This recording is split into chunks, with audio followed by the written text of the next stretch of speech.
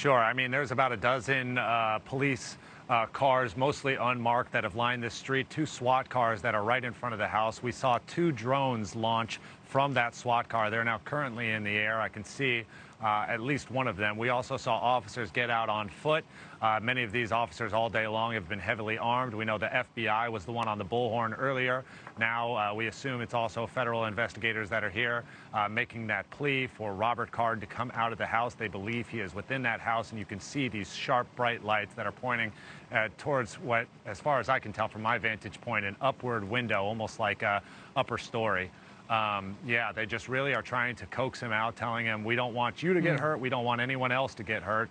Obviously, this, with a man who police have said is armed and dangerous, this could turn really bad very, very quickly if someone makes a rash decision. So I think they're just hoping that they can coax him out. Another thing that I heard just now is they're saying, if there's anybody else inside of that building, come out too, because we want to talk to you as well. It's unclear. Up to this point, Leland, we've thought that he's been acting and operating alone. So if there is someone inside that building along with him, that would be new information.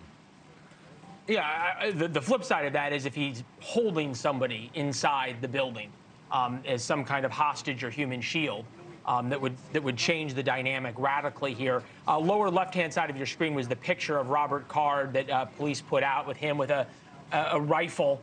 He went to at least 3 different locations, killed 18 people allegedly, and injured more with that rifle, including at a bowling alley. It started almost exactly 24 hours ago.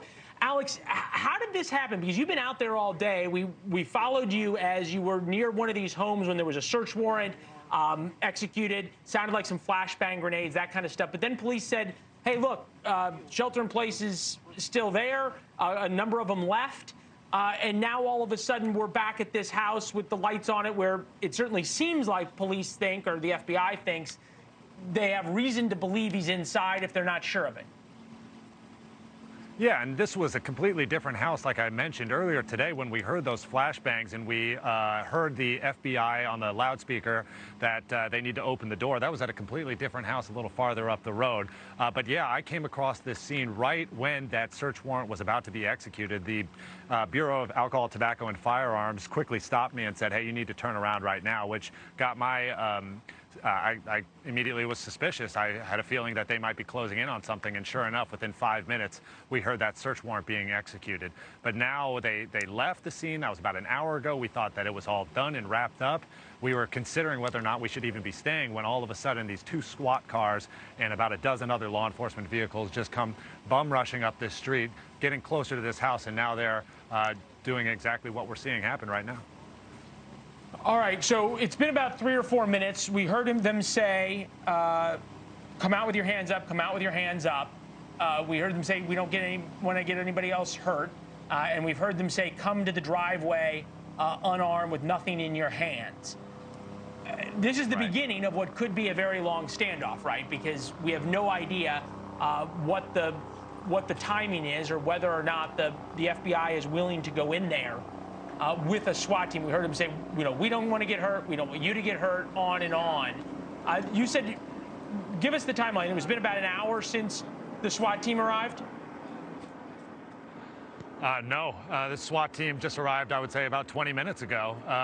The initial search warrant execution was, I would say, about 4:30 this afternoon Eastern time. Now we are, 3 hours later.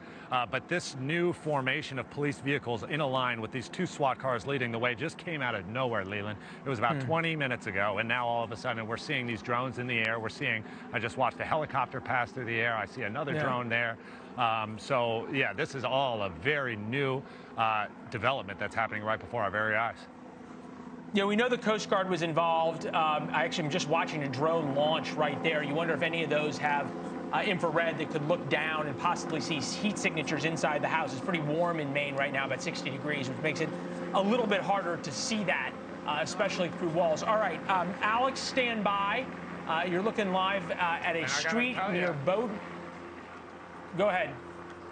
Well, I just want to say, all of a sudden now I'm looking at this helicopter, and it's got a very strong light that's pointing down towards the ground, almost as if it's searching the area here. There's these heavily wooded fields, as if it's looking down for a possible suspect on foot. Thanks for watching. Go to newsnationnow.com to find NewsNation on your television provider. And don't forget to subscribe. Click the red button to get more of NewsNation's fact-driven, unbiased coverage.